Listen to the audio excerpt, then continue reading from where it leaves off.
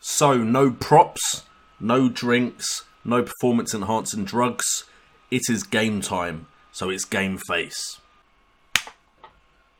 In a parallel universe, West Ham United decided that Slaven Bilic wasn't the right man to lead West Ham to glory at the London Stadium. Instead, they chose this man. Hi there, my name is JNO. Believe it or not, that took 3 takes to get a decent slap. And I'm still not even sure if I got a decent slap in, and my face is a bit red now. But welcome guys to the West Ham world as we play our second leg against Real Madrid in the Champions League after picking up a 1-0 victory at home. So potentially we could find ourselves in the semi-finals of the Champions League.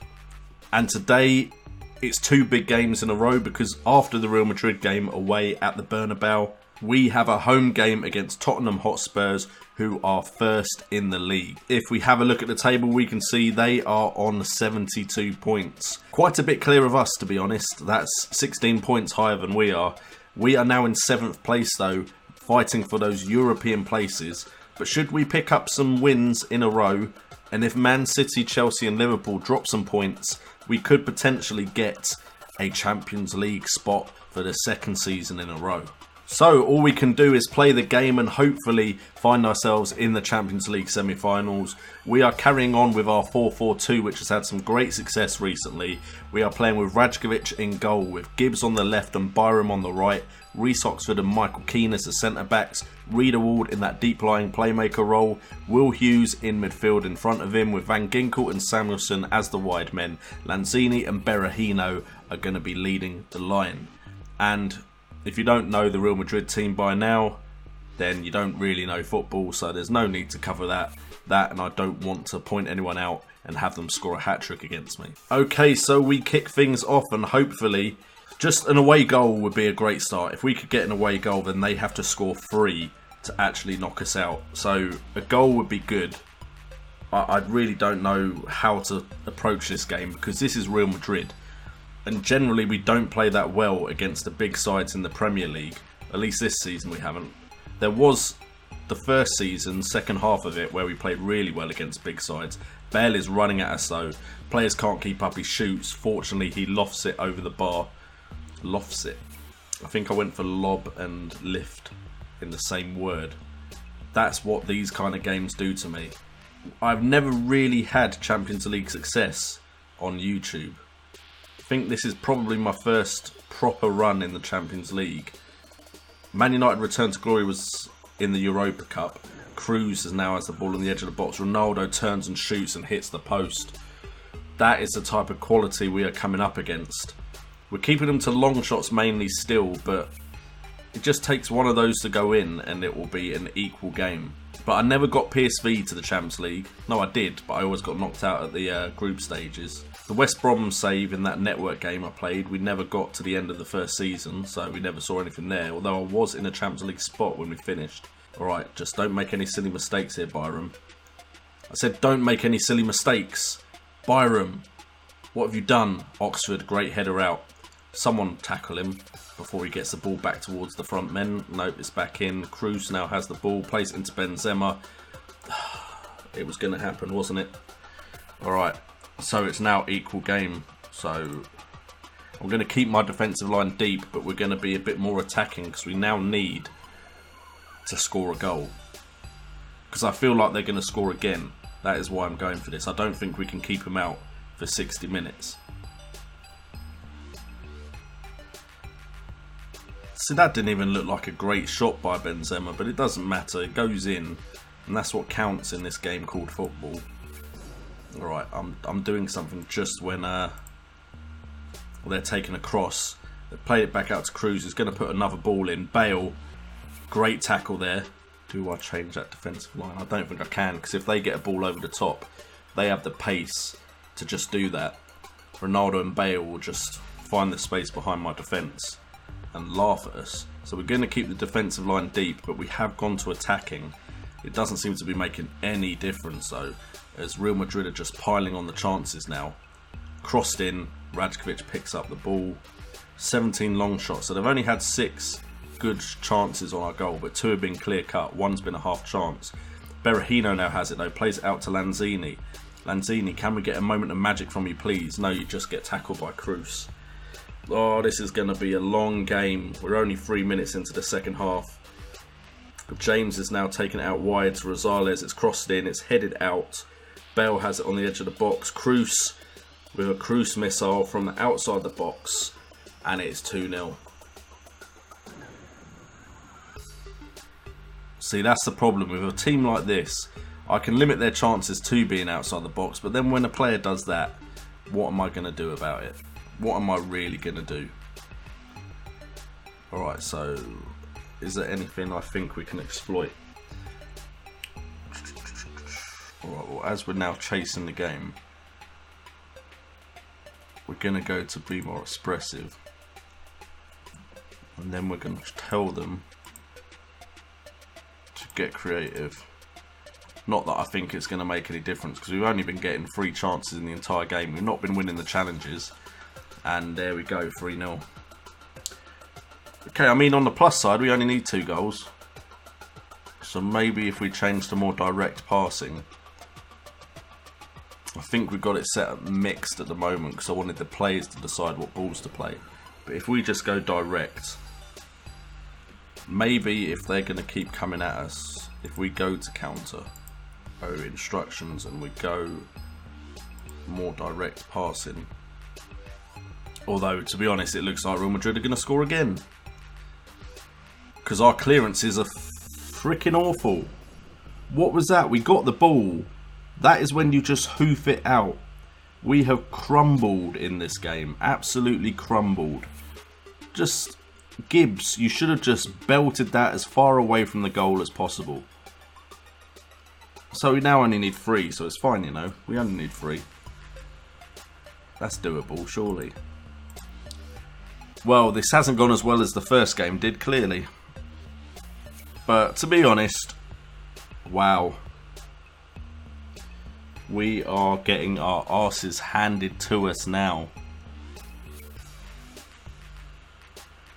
Again, look, it's outside of the box. Okay, I know they have now scored from inside. Rajkovic, where your positioning? Why on earth would a goalkeeper stand that side of the goal? Why on earth would a goalkeeper be standing that side of the goal? That is just ridiculous. We can make some substitutions, not that I think it's going to make any difference. Even Will Hughes isn't having a good game. That's when you know it's not your day. Ah well, you know what? When we got drawn against Real Madrid, did I really think we were going to beat them? Yes. Yes, I did. Oh wow. I wasn't even looking, I was looking at the camera. And we've conceded 6 in this game so far. We have been absolutely walked all over. Again, a shot from outside the box and my Rajkovic gets nowhere near it. When are my young good goalkeepers going to be ready? Because Rajkovic is very on and off. As soon as one goes past him, Rajkovic seems to like to concede 2, 3, 4, 5, 6. Just blow the full-time whistle, ref. There's no need for any more punishment to be handed to us. We got our hopes up with that 1-0 win. I even slapped myself. That's how hyped I was for this game. And we have been destroyed. 40 shots, 21 on target. To be fair, only 12 have been from inside the box. But they just have too many decent players. So they went in the back of the net. Anyway guys, let's get back to reality. And let's have a much easier game against Tottenham Hotspurs, who are top of the league. Why do I do this to myself? Okay, so we go... I know there's a saying for this, but I can't think of it. Something like from the fire to the stove. Or there was a perfect saying for this, but I can't think of it. But we are playing Tottenham Hotspurs at the London Stadium. 2 or 3 days after playing Real Madrid at the Bernabeu. So we're tired, we've travelled, and we're playing the team that are top of the division. But we are still going to go for the win as we play Rajkovic in goal, Cresswell and Byram as the wing backs, Riedewald and Evans as the 2 centre backs, Ozan Tufan in that deep line playmaker role with Will Hughes, Van Ginkel and Lozano as the rest of the midfield, with Lanzini sitting behind Berahino. And yeah, I'm not going to point out their team because we know what happens when that is done. So let's get into this game and hopefully do it for the fans. Come on boys, let's get a result against one of our arch rivals. Okay, 10 minutes in, not much has happened.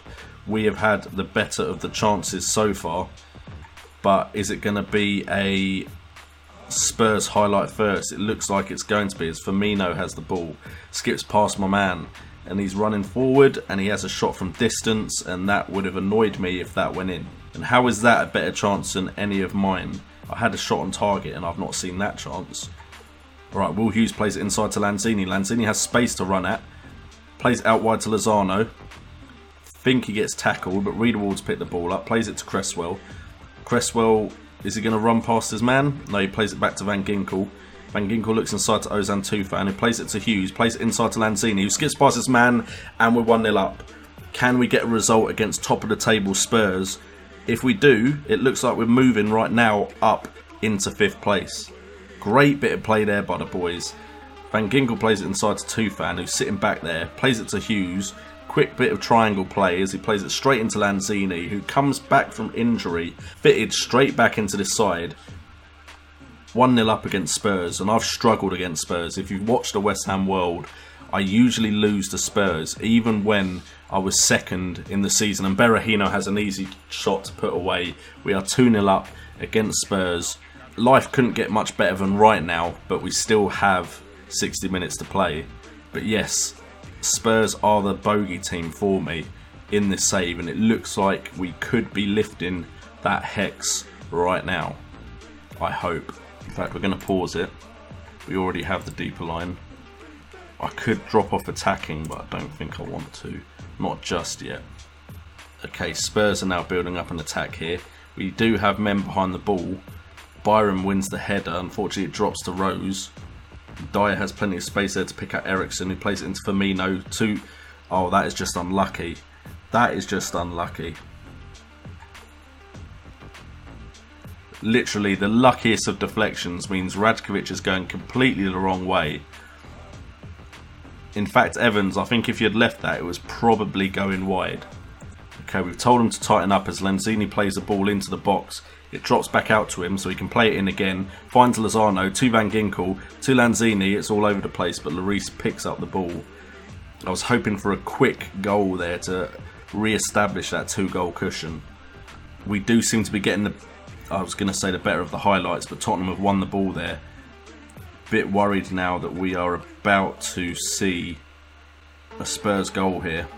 Hughes wins the ball though. Great tracking back by Hughes. Plays it to Berahino. Berahino dribbles past one, gets tackled but keeps the ball. Plays it out wide to Lozano. Lozano keeps it into play. Crosses it to Hughes, to Lanzini, to Berahino. Did that ball glitch? Or does Berahino just put some crazy spin on his shots? Because that looked like it was going wide and then kind of decided it was going to go in instead. I mean, I doubt it will show it on the 3D match engine. What a pass by Lanzini. Yeah, maybe I imagined it, but the ball looked like it glitched there for me. So we go in at half time 3-1 up, which is lovely. Lovely jubbly.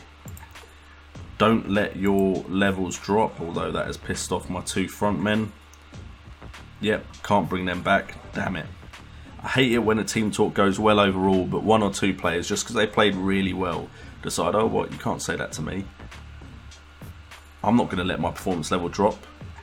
Well, actually, if your first half was that good, it's quite easy to have a second half that isn't as good. So it should still apply to you, Lanzini and Berahino.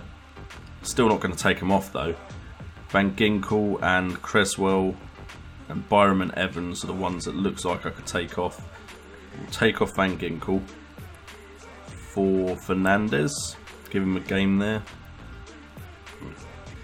Creswell we don't really have a replacement for, so it looks like Byron will come off for Iorfa. And hopefully we can see out this last 30 minutes and get a big win against top of the table Spurs. Does kind of help Arsenal out, and I don't really like either side as a West Ham manager. As Bentaleb gets the ball, brings it forward. It would have been nice if we could have got a tackle in there, but Rajkovic does catch the ball. We're just going to tell him to concentrate. Cheeky and calm. Whatever you do, boys, we've got a 2-goal cushion, so we don't need to do anything stupid. They have to chase the game, and we can break like this. Berahino, this is your chance to put the game to bed. 4-1 against Spurs. Is my West Ham side from Season 2 back in action? Because since Berahino has come back, Lanzini has come back, Van Ginkel has come back, everything is clicking again. Which makes me worry, because if those players are that vital, I need to bring in some other players that can perform to the same level as they can. And I almost sold Lanzini at the beginning of this season. Thank God no one wanted to buy him for the price I wanted for him. Because he has done the bits for me. Van Ginkel almost went to Barcelona as well. If I'd lost Van Ginkel and Lanzini, it would have probably only been Will Hughes that would have really performed to the level that I need to keep myself as a Champions League club. But 2 years in a row in the Champions League, and maybe we could bring in some big players and have an even better second season in the Champions League, although we have been broken there by a quick, great play Rajkovic. Okay, you've turned up today. You didn't turn up against Madrid, but you have turned up today against Spurs. Let's keep Champions League football at the London Stadium next season. And to think, a couple of episodes ago, I was at risk of losing my job. That's how fickle football management can be. We are going to bring on Luan though, just because I feel like Berahino should get his round of applause, and hopefully Luan can score a goal because he's been struggling to do that. Yeah, Berahino gets his standing ovation, well deserved. I'm surprised Berahino is my best striker, considering I didn't really pay much for him, and I paid quite a bit for Egerstein and quite a bit for Luan. Alright, looks like we're actually building an attack here. I mean, it's only 15 minutes or 15 seconds left, so I doubt we're actually going to make anything of this. Lozano seems much more comfortable as a right or left mid than he does as an attacking player in a central strata. So, good solid win there. Kind of rescues this episode because we got absolutely trounced in that Real Madrid game. What a great victory against Spurs. Anyway guys, thank you so much for tuning in as always. If you enjoyed the episode, please make sure to hit that like button and subscribe to the channel if you're new. And if you want to support the channel, either JNO United or JNO FM, check out my Patreon. Link is in the description and on the screen. To my left or right, I can't remember. I've been JNO, you guys have been awesome, and remember, it's all about the game.